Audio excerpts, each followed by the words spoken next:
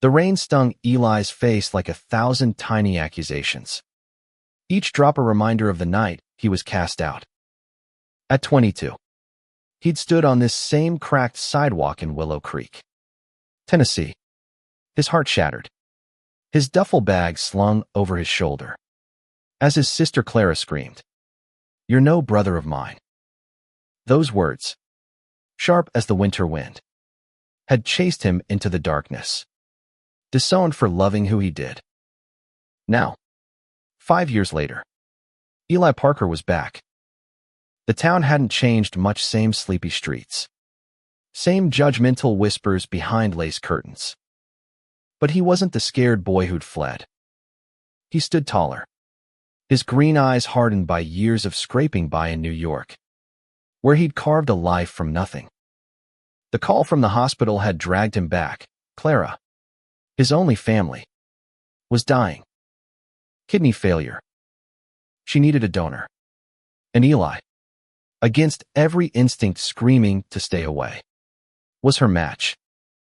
He adjusted his worn leather jacket, the one he'd bought at a thrift store his first week in the city, and stared at the faded sign of Willow Creek General Hospital. Memories flooded him. Clara's laugh when they were kids, racing through the fields behind their house. Her cold silence when he came out at 17. The way their parents, devout and unyielding, had locked the door behind him. He'd vanished, not just from Willow Creek, but from their lives, building a new world with chosen family who loved him for who he was. Yet here he was, ready to save the sister who'd turned her back on him. Why? He wasn't sure himself. The hospital doors hissed open, and Eli stepped into the sterile light.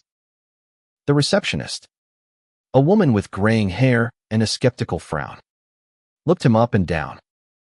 "Visiting hours are almost over," she said. Her tone clipped.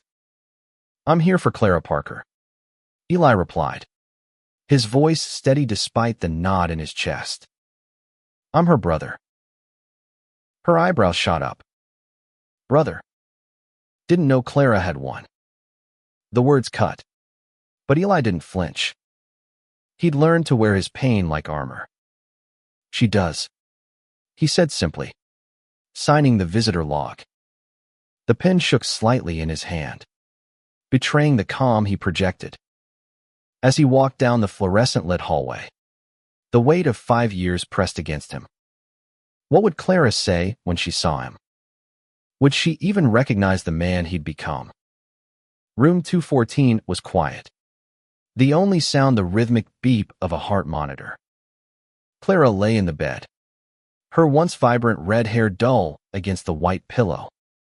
She was thinner than he remembered, her face pale, her breathing shallow. For a moment, Eli saw the girl who'd once been his best friend, the one who'd snuck him extra cookies when their parents weren't looking.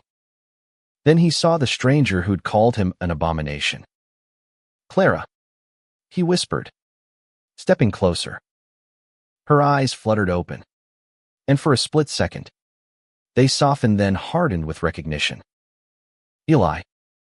Her voice was weak, but the disbelief was sharp. "What are you doing here?" He swallowed the lump in his throat. "I got the call. You need a kidney. I'm a match." Her lips parted, but no words came. The silence stretched, heavy with everything unsaid. Eli wanted to scream, to demand why she'd let their parents' hate tear them apart. But he didn't. Not yet. Instead, he pulled a chair to her bedside and sat, the creak of the plastic loud in the quiet room. "I don't deserve this," Clara murmured, her eyes dropping to the blanket. "Not after what I did." Eli's jaw tightened. "Maybe not. But I'm here anyway." The words hung between them, fragile and raw. Outside, the rain kept falling, washing away the years, but not the pain. Eli didn't know if he could forgive her, or if she'd even ask for it. But he was here, and that was a start. The next morning, Eli met with Dr. Gwen, a kind-eyed woman who explained the transplant process in clipped, professional tones. "You're a perfect match," she said, glancing at her clipboard. "But it's a major surgery. You sure you're ready for this?" Eli nodded, though his stomach churned. He hadn't told anyone back in New York, not his boyfriend, Sam, not his friends at the community center where he volunteered. He'd just packed a bag and left, like he always did when things got heavy. Running was easier than facing the past. But this time, running wasn't an option. "You don't have to do this," Clara said later that day, her voice stronger but laced with guilt. "You owe me nothing." "I'm not doing it for you," Eli lied, meeting her gaze. "I'm doing it because I'm not the person you think I am." Clara flinched, and Eli saw something crack in her expression: regret. Maybe. Or shame. He didn't push. Instead, he leaned back, staring at the ceiling tiles, counting them to keep his emotions in check. 1,000 miles from his life in New York, he was back in the town that had rejected him, sitting beside the sister who'd broken his heart. And yet, something in him stirred a flicker of hope, dangerous and unbidden, that maybe they could rebuild what was lost. As the days passed, Eli settled into a routine. Mornings at the hospital, afternoons wandering Willow Creek's quiet streets, evenings in a cheap motel room that smelled of stale coffee. The town felt smaller than he remembered, suffocating in its familiarity. He avoided Main Street, where the church his parents still attended loomed like a monument to his exile. But he couldn't avoid the memories. Every corner held a piece of his past. From the diner where he'd worked summers to the park where he'd first kissed a boy, terrified and exhilarated.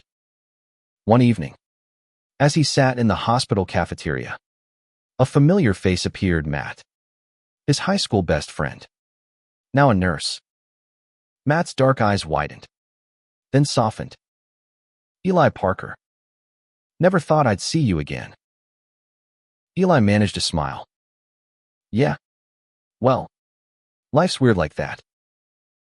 They talked for hours, catching up over lukewarm coffee.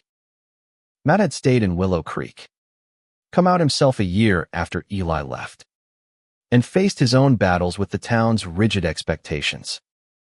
"It's better now," Matt said, his voice low. "Not perfect, but better. People are starting to change." Eli wanted to believe him, but the scars ran deep. Still, Matt's presence was a lifeline, a reminder that he wasn't alone. As they parted, Matt squeezed his shoulder. "You're doing a good thing, Eli. Don't let this place break you again." The words stayed with Eli as he walked back to Clara's room. She was awake, staring out the window at the darkening sky. "I was wrong," she said suddenly, her voice barely above a whisper. "About you. About everything." Eli froze, his heart pounding. It wasn't an apology. Not yet. But it was something. He sat beside her, the silence less heavy now. And for the first time in years, he felt the faintest crack in the wall between them. The hospital became a strange kind of home over the next week. Eli spent hours by Clara's side, their conversations stilted but growing softer, like ice thawing under a weak sun. She asked about New York tentatively at first, as if afraid to pry into the life he'd built without her. Eli told her about the city's chaos, the community center where he taught art to queer kids, the way Sam's laugh could make even the worst days bearable. He didn't mention how long it took to trust again, how every new friendship felt like a gamble after Willow Creek. Clara listened, her eyes distant but attentive. "Sounds like you found your place," she said one afternoon, her fingers twisting the hospital blanket. I'm glad.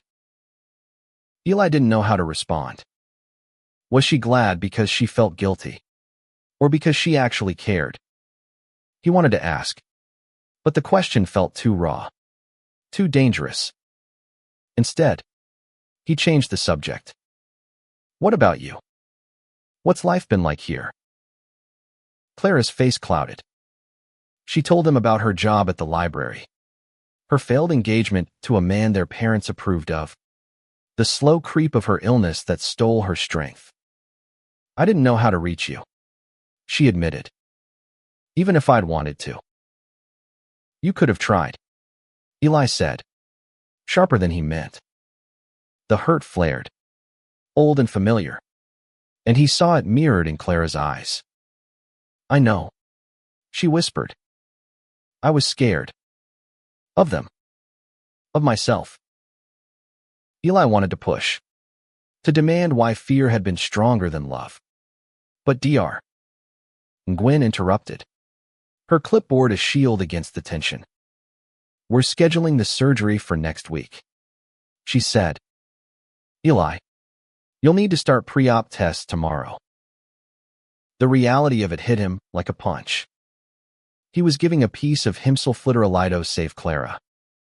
The thought made his chest tight, not with fear of the surgery, but with the weight of what it meant. Could he really do this without knowing if she'd changed? If she'd ever see him as her brother again? That night, Eli called Sam. The sound of his boyfriend's voice, warm and steady across the miles, grounded him. You don't have to save her to prove you're a good person, Sam said. You're already enough. Eli gripped the phone, staring at the motel's peeling wallpaper. I know, but I need to do this.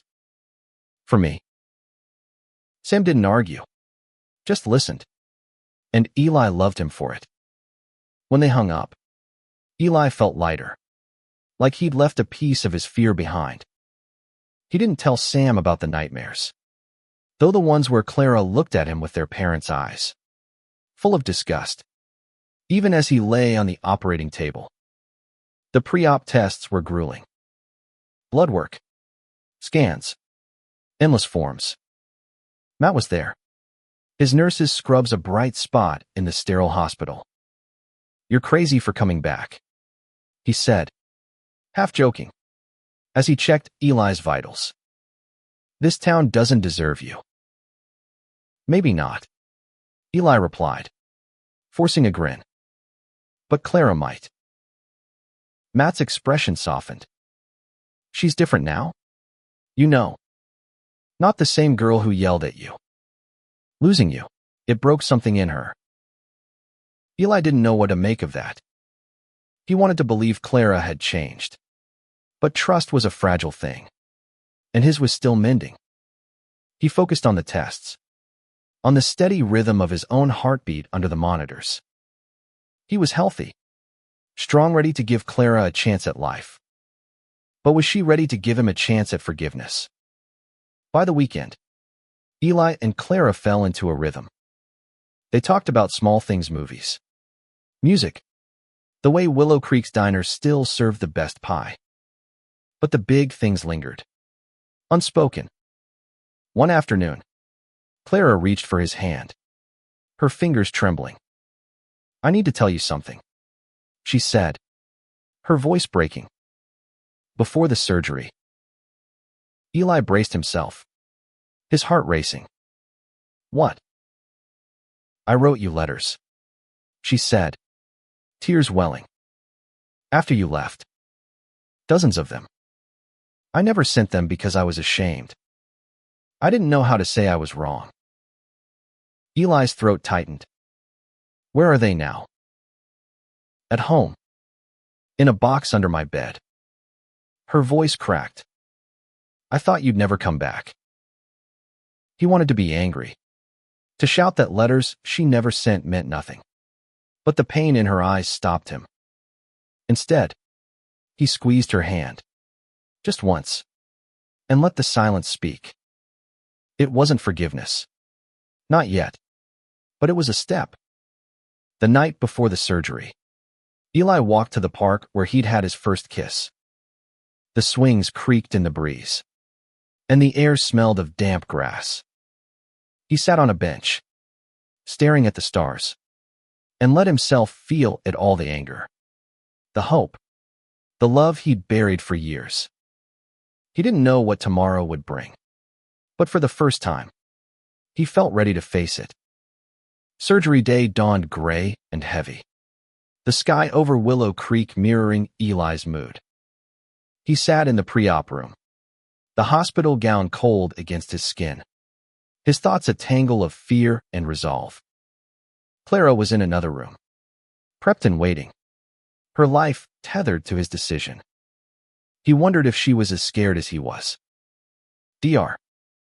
Gwen stopped by, her calm demeanor a small comfort. "Everything's set," she said.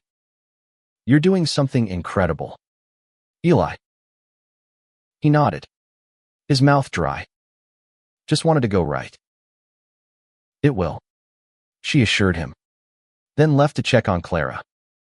Eli was alone again, the hum of the hospital his only company. He thought of Sam, of the life waiting for him in New York, and clung to that image like a lifeline. He'd get through this. They both would. The anesthesiologist arrived, explaining the process in a soothing monotone. Eli barely listened, his mind drifting to the letters Clara mentioned. What had she written? Apologies. Excuses. He wanted to read them, to know if they held the closure he craved. But part of him feared they'd only deepen the wound. As they wheeled him toward the operating room, Eli caught a glimpse of Clara through a glass window. She looked small, fragile, her eyes locked on him. She mouthed something, maybe, "Thank you," but he couldn't be sure. Then the doors closed, and the world faded under the weight of anesthesia. He woke hours later, groggy and sore, the room spinning slightly. Matt was there, checking his chart. "You did good, man," he said, his smile warm. "Clara's stable. The transplant went perfectly." Relief flooded Eli, sharp and overwhelming. "She's okay." "Better than okay. You gave her a second chance." Matt hesitated, then added, "She's been asking for you." Eli's chest ached, and not just from the surgery. He wasn't ready to see her yet, not with his body still reeling and his heart so raw. "Tomorrow," he said softly. "I need a day." Matt nodded, understanding. "Take your time." The next day, Eli felt stronger, though every movement tugged at the incision across his abdomen. He shuffled to Clara's room, his steps slow but deliberate. She was sitting up, color back in her cheeks, her eyes brighter than he'd seen in weeks. When she saw him, she started to cry. "Eli," she choked out, reaching for him. "You didn't have to do this." He stopped at the foot of her bed, his hands gripping the rail. "I know." They sat in silence, the weight of the moment pressing down. Finally, Clara spoke. "I read one of the letters to myself last night. The first one I wrote. I want you to hear it."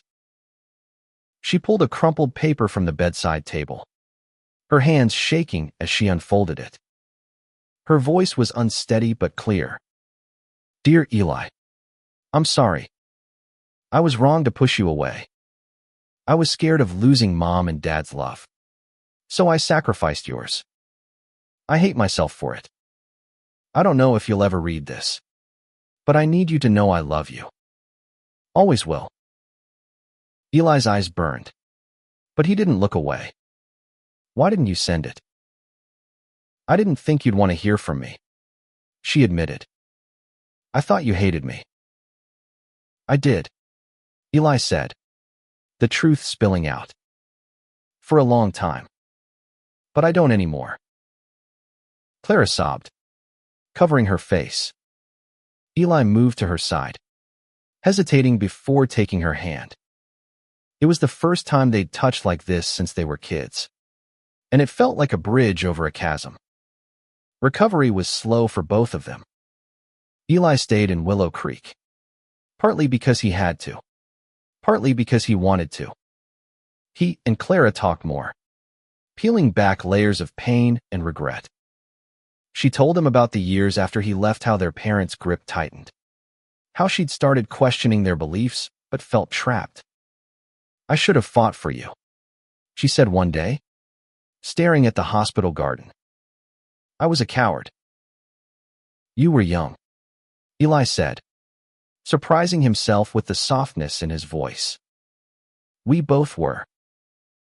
Clara looked at him, her eyes searching. "Can we fix this?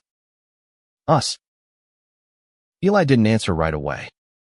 He wanted to say yes, but the hurt still lingered, a shadow that wouldn't fully fade. "I don't know," he said finally, "but I want to try." That night, Eli called Sam again, his voice thick with emotion. "I think I'm starting to forgive her," he said. "Is that crazy?" "No," Sam replied. "It's human." Eli smiled, the first real smile in weeks. He was still healing, in more ways than one. But for the first time, he felt like he wasn't running anymore. Eli's recovery stretched into weeks, each day a slow climb toward strength. He moved from the motel to a small Airbnb on the edge of Willow Creek, a cozy cabin that smelled of cedar and offered a view of the rolling hills. It was a relief to be out of the hospital, away from the sterile walls and constant beeping. Clara was discharged too, her new kidney working well, though she tired easily. They saw each other daily, their visits a mix of tentative hope and lingering caution. One morning, Clara invited Eli to her apartment. "I want you to see the letters," she said, her voice nervous. "All of them." The apartment was small, cluttered with books and framed photos of places Eli didn't recognize. Clara led him to her bedroom, where she pulled a wooden box from under the bed. Inside were dozens of envelopes, yellowed at the edges, each addressed to him in her neat handwriting. "I wrote one every month for the first 2 years," she said, her cheeks flushed. "Then less often, but I never stopped." Eli picked up an envelope, his fingers tracing his name. "Can I read them?"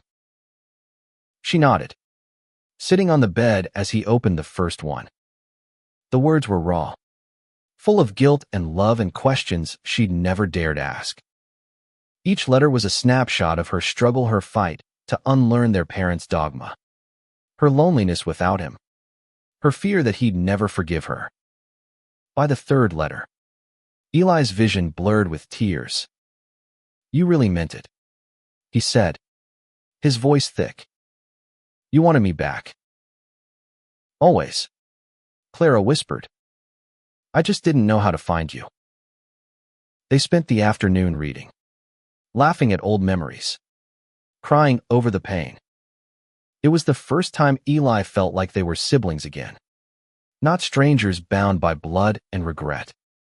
When he left, he took the box with him, promising to read every letter. Back at the cabin, Eli called Matt. "I don't know what I'm doing," he admitted. "Part of me wants to stay, to rebuild with her. Part of me wants to run back to New York and never look back." Matt was quiet for a moment. "You've got a big heart, Eli. Bigger than this town deserves. Whatever you choose, make sure it's for you, not her." Eli hung up, staring at the stars through the cabin's window. He thought of Sam, of the life they'd built together, of the kids at the community center who looked up to him. New York was his home now, but Willow Creek was pulling him back, not with nostalgia, but with the possibility of healing. The next day, Eli and Clara went to the diner for pie, a small rebellion against the memories of their parents' disapproval. The waitress, a woman who'd known them as kids, did a double take. Eli Parker. My goodness. You're all grown up. He smiled, ordering cherry pie for old time's sake. Clara watched him, her expression soft. You're different now, she said. Stronger. I'm proud of you. The words hit harder than Eli expected. He wanted to brush them off, to protect himself. But instead he said, I'm proud of you too, for fighting to get better. Clara's eyes glistened. I'm trying to be better. Not just health-wise. I want to be someone you can trust again. Eli nodded, his throat tight. We'll get there. That evening, they walked through the park, the same one where Eli had sat nights before. Clara pointed to the swings. Remember when we'd race to see who could go higher? Eli laughed, the sound surprising him. You always cheated. Did not. Clara shoved him playfully. And for a moment, they were kids again, before the world tore them apart. As they walked back, Clara stopped, her face serious. I need to tell you something else. Mom and Dad, they want to see you. Eli froze, the air suddenly cold. No. They've changed. Eli. Not completely. But they're trying. They know about the surgery. I don't care, he said, his voice hard. They don't get to just waltz back in. Clara nodded, respecting his boundary. Okay. I won't push.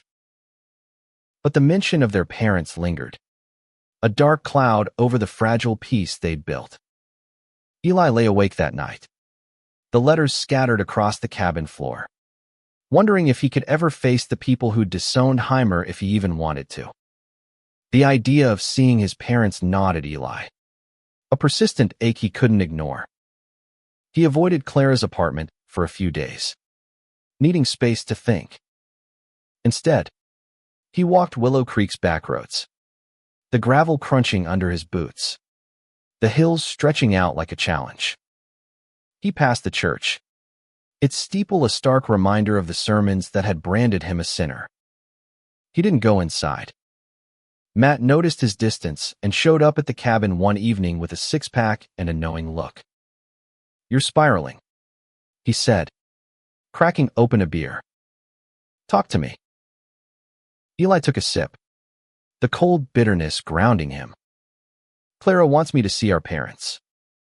Says they've changed. I don't buy it. Matt leaned back, his expression thoughtful. People can change. Look at Clara. But you don't owe them anything. Eli. Not a damn thing. I know, Eli said, but the words felt hollow. He'd spent years hating his parents, building a life that proved he didn't need them. But the thought of facing them now, after everything, stirred something he couldn't name anger. Yes, but also a flicker of curiosity. Had they really changed? Or was it just guilt, now that he'd saved their daughter's life? He called Sam that night, needing his anchor. What if I see them and they're the same? He asked, his voice low. What if they look at me like they did before? Then you walk away, Sam said firmly. You're not that kid anymore. You're stronger than they'll ever be. Eli clung to those words, letting them steady him. The next day, he went to Clara's apartment. She was waiting, her expression cautious but hopeful. I'm not ready to see them, Eli said before she could speak. But I want to know what they said. Clara nodded, pulling out a letter, not one of hers, but one from their mother. It was short, written in careful script. Eli, we heard about the surgery. We're grateful. We'd like to talk. If you're willing. We were wrong. Eli's hands shook as he read it. The words were simple, but they carried a weight he wasn't ready to carry. This doesn't fix anything, he said, handing it back. I know, Clara said. But it's a start. You don't have to decide now. He nodded, grateful for her patience. They spent the day together, avoiding the heavy topics, focusing instead on the small joys, baking cookies, watching an old movie, laughing until their sides hurt. It felt like a gift. These moments of normalcy. And Eli held onto them tightly. But the letter stayed with him, a shadow he couldn't shake. He read it again that night, alone in the cabin, and felt the old wounds reopen. He remembered his father's silence, his mother's tears, the way they'd locked the door as he begged to stay. Could they really be different now? Or was this just another trap? Another way to hurt him? The next morning, Eli met Matt at the diner. I'm thinking about seeing them, he admitted, stirring his coffee. Just to hear them out. Am I crazy? Matt shook his head. Not crazy. Brave. But don't go in blind. Protect yourself. Eli nodded, his resolve hardening. He'd face them, but on his terms. He called Clara that afternoon and set a date-neutral ground. The park. In 2 days. He didn't tell her how his heart raced at the thought, how every instinct screamed to run. The day arrived, crisp and clear. The park quiet except for the rustle of leaves. Eli arrived early, sitting on the same bench where he'd once kissed a boy and felt alive for the first time. He saw his parents before they saw him older. Grayer. Their faces lined with something that might have been regret. His mother clutched a scarf, her eyes searching. His father stood stiffly, hands in his pockets. Eli, his mother said when she saw him, her voice breaking. You came. He nodded, keeping his distance. I'm here. Talk. They did, haltingly at first. They apologized, their words careful but sincere. They'd been wrong, they said, blinded by fear and faith. They'd lost him, and it had broken them. Eli listened, his heart a battlefield of anger and longing. He didn't forgive them, not yet, but he didn't walk away either. As they left, his mother hugged him, tentative and brief. Eli let her, but he didn't hug back. It was enough. For now. Eli didn't sleep after meeting his parents. He lay in the cabin, staring at the ceiling, replaying their words. They'd seemed genuine, but trust was a bridge he wasn't ready to cross. He thought of Clara, of the letters, of the years he'd spent rebuilding himself. Could he rebuild with them too? Or was it too late? The next day, he and Clara went for a drive, the hills rolling past like a memory of simpler times. She didn't ask about the meeting, sensing his need for silence. Instead, she played the radio, old country songs they'd loved as kids. Eli sang along quietly, surprised he still knew the words. You're staying longer than you planned, Clara said as they parked by a lake, the water glinting in the sun. Why? Eli shrugged, picking up a flat stone and skipping it across the surface. I don't know. Maybe I'm not ready to leave you yet. Her smile was small but real. I'm not ready for you to leave either.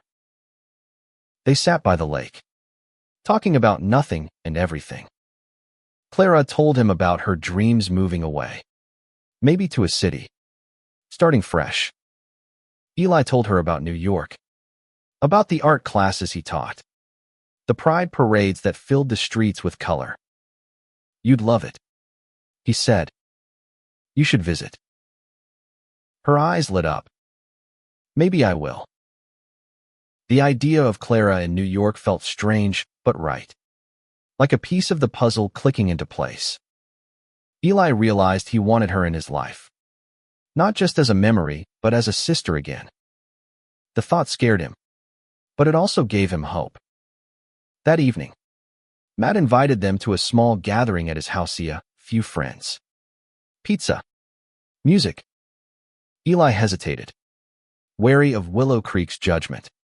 But Matt insisted. These are good people, he said. They're not like the ones who hurt you. The gathering was warm. The kind of night Eli hadn't expected in Willow Creek. Matt's friends were a mix of locals and transplants.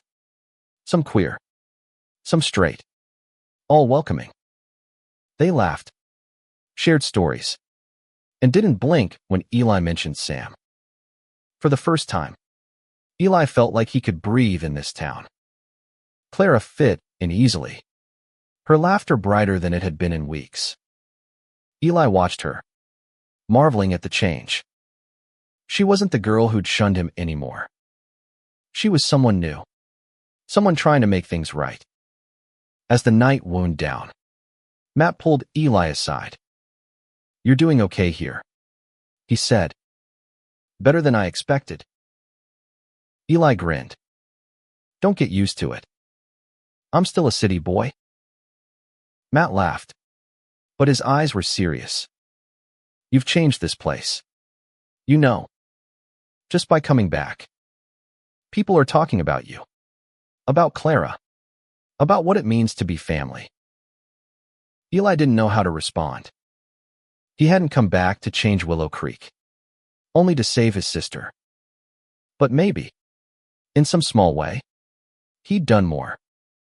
The next day, Eli and Clara visited the hospital for a follow-up. Dr.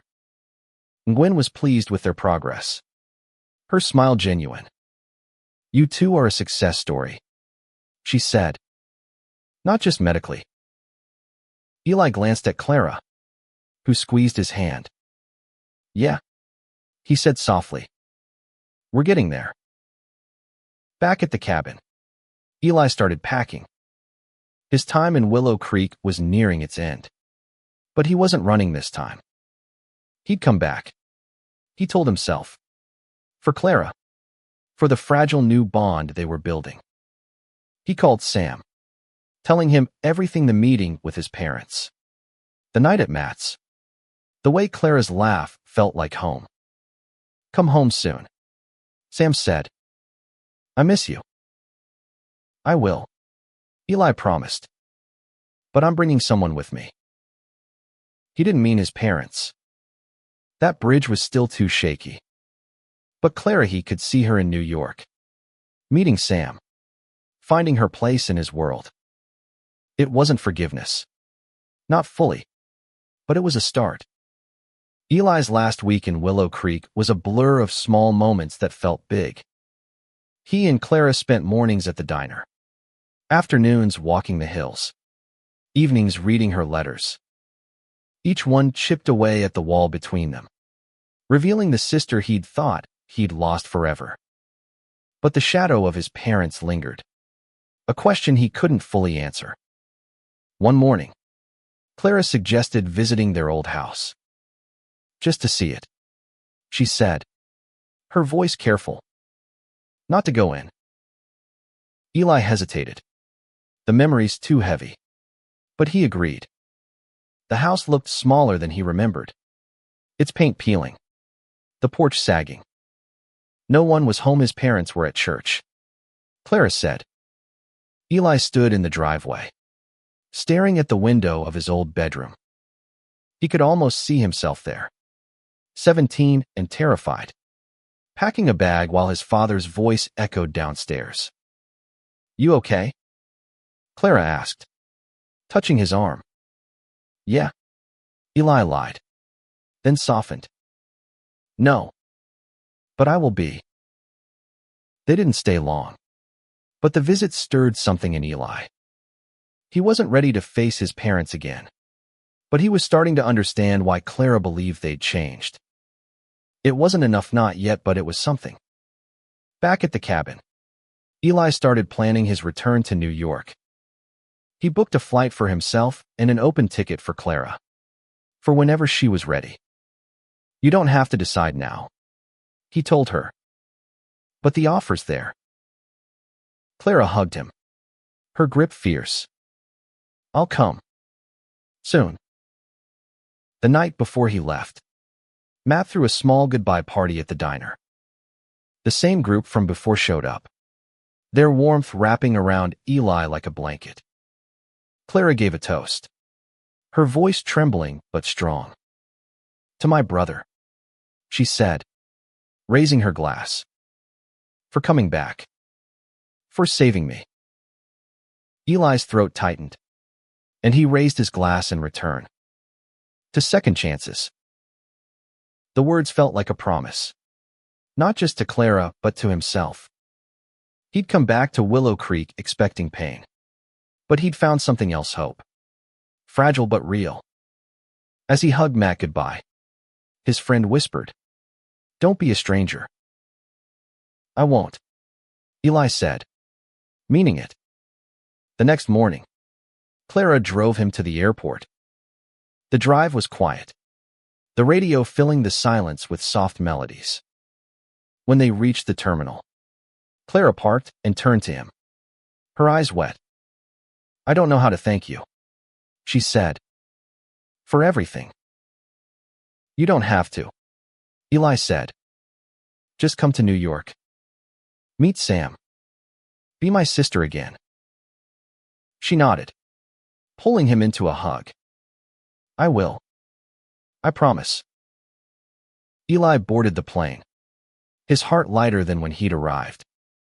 Willow Creek faded below him, a patchwork of fields and memories. He didn't know if he'd ever fully forgive his parents, but he'd made peace with Clara, and that was enough for now. Back in New York, Sam was waiting at the airport, his smile brighter than the city lights. Eli fell into his arms, the weight of the past month melting away. "You did good," Sam said, kissing his forehead. "I hope so," Eli replied, but he felt it in his bones she had. 3 months later, Clara stepped off a plane in New York, her suitcase rattling behind her. Eli was there, Sam at his side, both of them grinning like kids. Clara hugged them, her laughter shaky but real. "This place is huge," she said, staring at the airport's chaos. "You'll get used to it," Eli said, taking her bag. "Come on. We've got plans." They spent the week showing Clara the city Central Park, the community center, the tiny Italian restaurant where Eli and Sam had their first date. Clara fit in effortlessly, her curiosity outshining her nerves. At the community center, she helped Eli with an art class, her hands steady as she guided kids through painting. "You're a natural," Eli told her, and she blushed, proud. One night, over pizza in Sam's apartment, Clara pulled out a new letter. "I wrote this for you," she said, handing it to Eli. "Not like the old ones. This one's for now." Eli read it later, alone in his room. It was short, heartfelt. "Dear Eli, thank you for giving me a second chance. I'm here, and I'm not going anywhere. Love, Clara." He cried then, not from pain, but from relief. They were rebuilding. Slowly, surely. The past wasn't gone, but it didn't define them anymore. Clara stayed for a month, then another. She found a job at a bookstore, a small apartment nearby. Eli visited often, their bond growing stronger with every shared moment. He didn't hear from his parents, and he didn't reach out. Maybe one day, he thought, but not now. One evening, Eli and Clara stood on a rooftop, the city sparkling below.